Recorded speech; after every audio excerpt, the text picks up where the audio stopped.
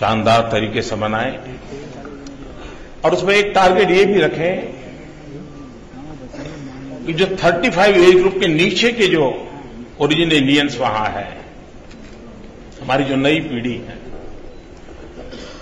उनका अपने रूट्स के साथ संबंध कैसे बने, उनको हम कैसे जोड़ें, उस पर भी हम कभी कभी प्रवासी भारतीय को भारत से जोड़ने का विषय आता है तो ज्यादातर इन्वेस्टमेंट के इर्द गिर्द आता है। वो वहां से डॉलर ले आए, पाउंड ले आए और भारत में लगा दे। मैं तो सोचता हूं इससे हमने अब बाहर निकलना चाहिए। दुनिया भर में जो हमारे भारतीय भाई बहन रहते हैं, उनको सिर्फ डॉलर और पाउंड के हिसाब से न तोलते हुए उनके पास एक अलग वर्क कल्चर का एक्सपीरियंस है, उनके पास एक डिफरेंट टाइप ऑफ डिसिप्लिन है, उनके पास नॉलेज है, विजडम है, एक ग्लोबल एक्सपोजर है। उनके इन एक्सपीरियंस को हम कैसे हिंदुस्तान में इन्वेस्ट करें? अगर ये हम करते हैं तो हो सकता है कि हम देश को अनेक विषयों में नई दिशा में ले जा सकते हैं। मैंने पिछली बार भी भारत सरकार को रिक्वेस्ट की थी कि गांधी के भारत लौटने की शताब्दी का जो प्रवासी भारतीय दिवस का वर्ष हो, उसके लिए गुजरात का निमंत्रण आज भी स्टैंडिंग है। मैं आशा करता हूं कि भारत सरकार उस पर जल्द से सोचें।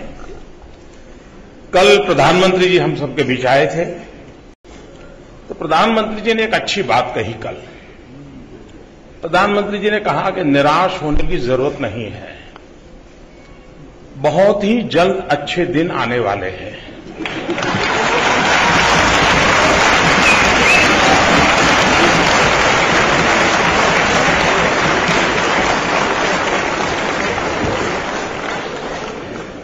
मुझे आज ये कहने की जरूरत नहीं है,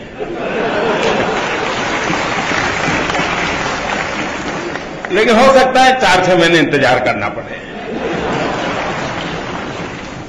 लेकिन मेरा विश्वास है कि अच्छे दिन आने वाले हैं।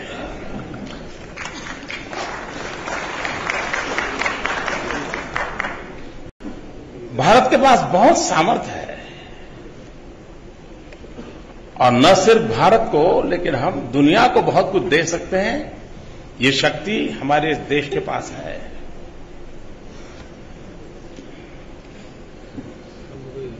पिछले दिनों आपने देखा होगा कि दुनिया के सब देशों का ध्यान भारत की केंद्रीय सरकार से हटकर के राज्य सरकारों की तरफ गया है।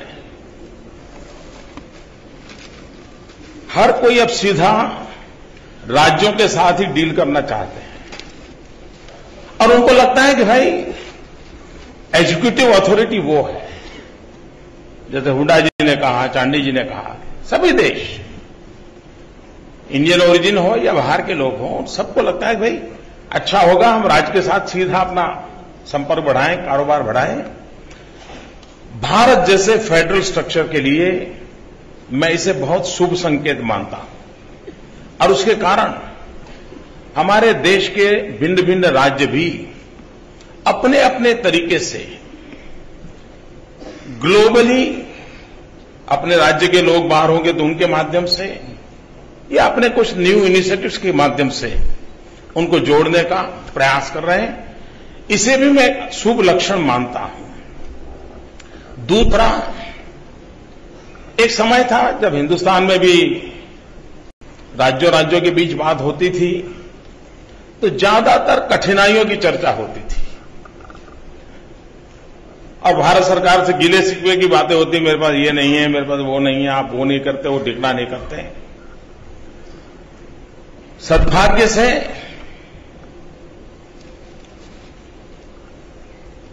पिछले 12-15 वर्षों में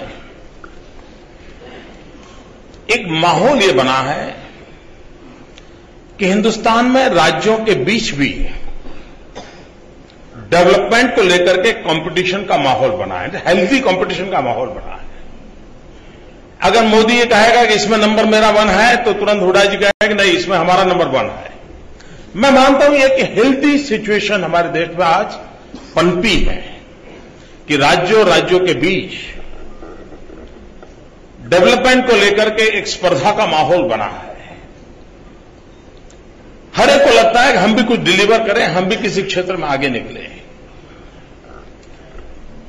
ये स्पर्धा जितनी तेज होगी, ये स्पर्धा जितनी व्यापक होगी और ये स्पर्धा जितनी कॉन्क्रीट होगी, ये देश इन सभी राज्यों के पुरुषार्थ के बलबूते पर बहुत तेजी से नई ऊंचाइयों को पार कर सकता है, ऐसा मेरा पूरा विश्वास है और ये दिखता है। अभी जब मोंटेस्क्यू जी कह रहे थे कि एक समय था बीमारू राज्यों की चर्चा होती थी, आज वो ग्रोथ सेंटर के रूप में विकसित हो रहे हैं। तो ये एक अच्छी निशानी की ओर हम चल रहे हैं। मैं आज गुजरात की जो बात है, बाद में जो राज्य का भी सत्र अलग होने वाला है, उसमें मैं गुजरात की जरूर बात बताऊंगा। एक किताब मेरे भाषण की नोट यहां सर्कुलेट की गई है, उसमें भी काफी कुछ बातें मैंने लिखी है। एक इनिशिएटिव गुजरात ने लिया है, मैं चाहूंगा कि देश और दुनिया में इस बात को आप किस प्रकार से उजागर करें। Statue of unity, Sardar Vallabh भाई पटेल, जिन्होंने देश आजाद होने के बाद देश को एक करने का भगीरथ काम किया था, 500 से ज्यादा रियासतों को एक किया था और भारत का वर्तमान जो नक्शा है उसके निर्माण में उनका बहुत बड़ा कंट्रीब्यूशन था।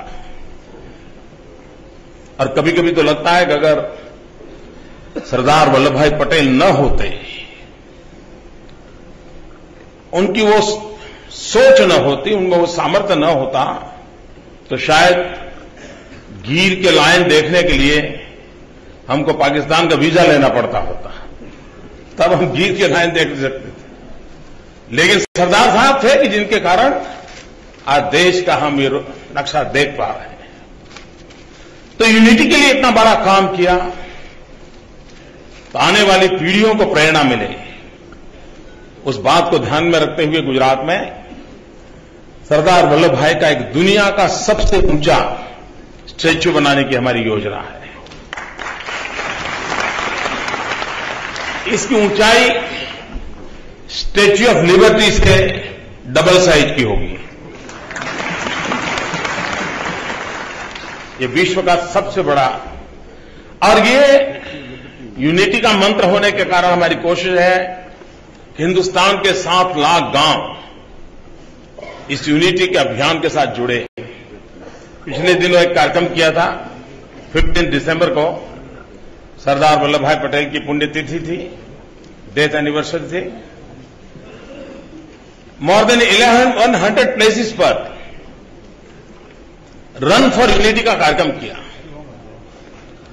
और 5 मिलियन से ज्यादा लोग रन फॉर यूनिटी में हिस्सा लिया और ये वर्ल्ड रिकॉर्ड बन गया। तो सरदार साहब कितनी बड़ी प्रेरणा दे सकते हैं।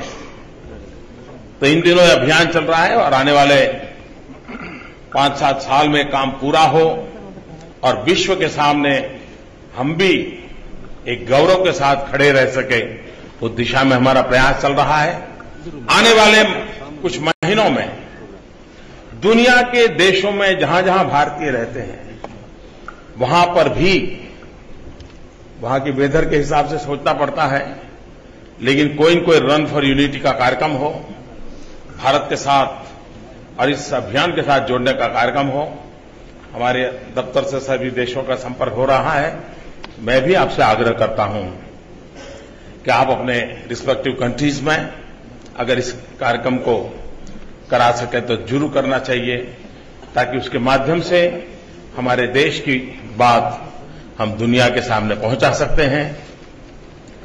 आने वाले दिनों में 2 महत्वपूर्ण ऐतिहासिक घटनाओं की ओर मैं ध्यान आकर्षित करना चाहता हूं, जिस पर हम सब ने पूरे विश्व में और विशेष करके भारत में हमें सोचना चाहिए। आफ्टर 5 ईयर, 5 साल के बाद Mahatma Gandhi 150th birth anniversary के आएगी। गांधी 150। अभी से हमने पूरे दुनिया में जहां भी हम हिंदुस्तान के लोग हैं, महात्मा गांधी के विचार, उनके आदर्शों को लेकर के अभी से तैयारी करके गांधी 150 हम कैसे मनाएं और गांधी के माध्यम से हम विश्व में हमारी बात कैसे पहुंचाएं। हम कौन है, क्या है, हमारा मानव जात को क्या कंट्रीब्यूशन है, हमने विश्व को क्या दिया है। एक आत्मविश्वास भरा हुआ हिंदुस्तानी दुनिया के सामने कैसे उभर करके आए, इसके लिए एक बहुत बड़ा अवसर हमारे सामने आ रहा है। उसी प्रकार से 2022 भारत की आजादी के 75 ईयर होंगे।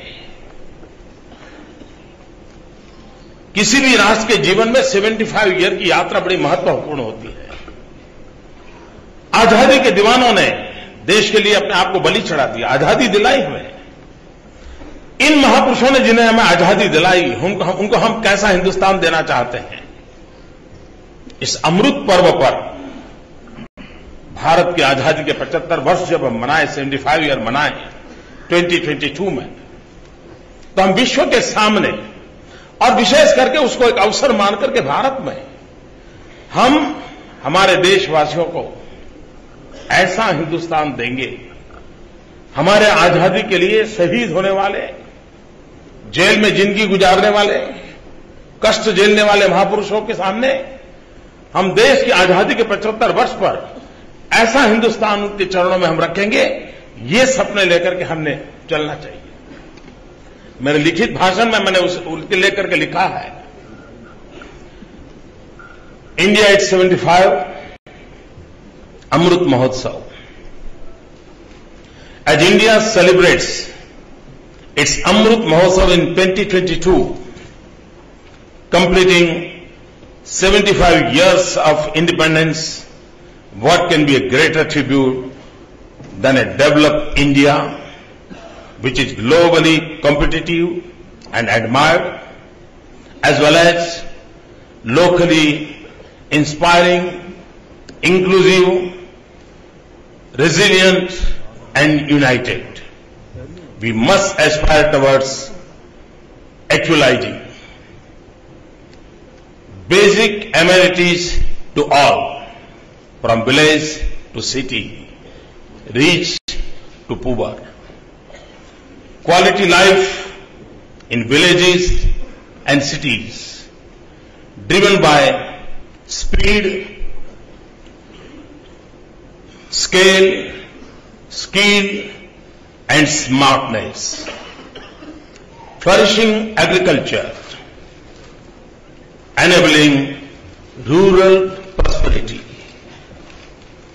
Productively working youth as the drivers of change. Equally involved women, evolving from homemaker to nation builder. Robust physical and social infrastructure which is globally benchmarked. Globally competitive industry and trade, establishing brand India.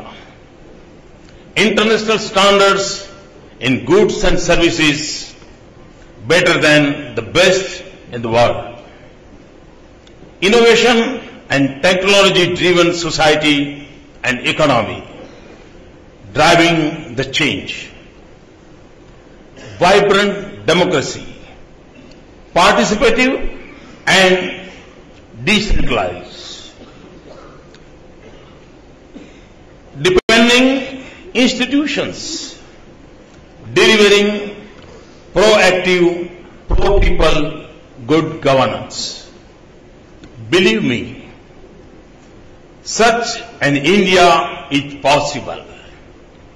All we need to do is join our hearts and hands in the spirit of Ek Bharat, Shrestha Bharat.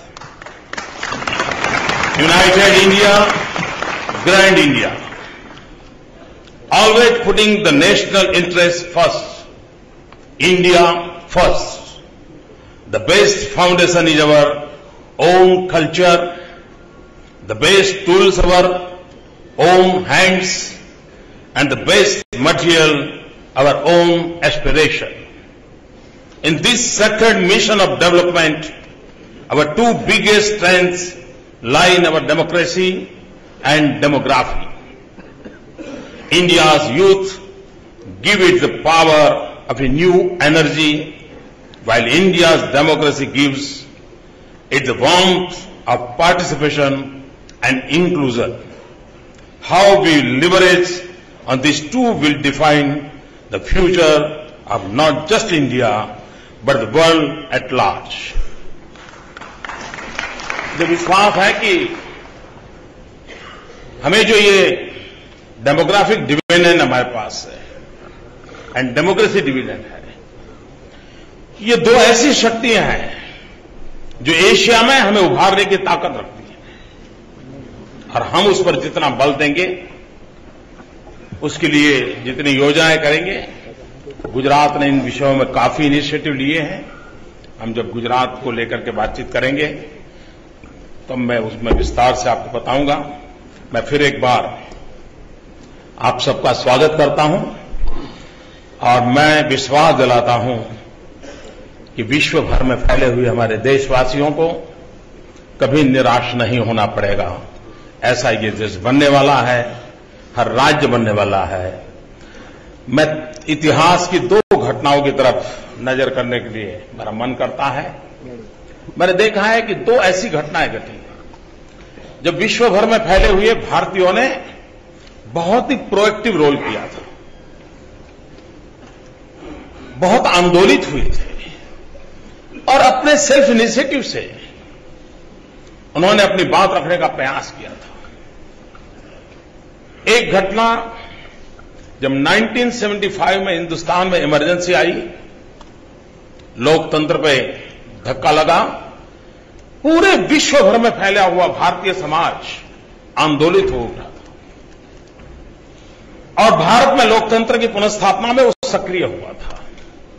दूसरा, जब nuclear test किया वाजपेयी जी ने और जब दुनिया भर के देशों ने सैंक्शन डाल दिए, देश के ऊपर आर्थिक संकट पैदा किया, उस समय विश्व भर में फैला हुआ भारतीय खड़ा हो गया था और भारतीय भंडार भरने के लिए आगे आया था और भारत एक ताकत के रूप में उभरे, इसके लिए विश्व भर में फैला हुआ भारतीय समाज बहुत सक्रिय हुआ था। इन दो घटनाओं ने मैंने बड़ी निकट से देखा है और मैं तीसरी बार इन दिनों देख रहा हूं कि हिंदुस्तान में 2014 इलेक्शन का जो डेमोक्रेटिक प्रोसेस है, उसमें भी इस बार मैं देख रहा हूं विश्व भर में फैले हुए भारतीय बहुत ही उत्साही हैं, बहुत ही कुछ न कुछ योगदान करने के मूड में हैं। मैं मानता हूं हिंदुस्तान के लिए ये कुछ अच्छी बातें हैं जिसको हमने शेयर करना चाहिए। फिर एक बार आप सबको बहुत बहुत शुभकामनाएं, बहुत बहुत धन्यवाद।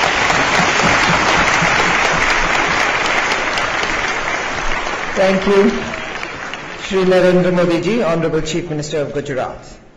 And we now have Dr. Mukul Sangma, Honorable Chief Minister of Meghalaya.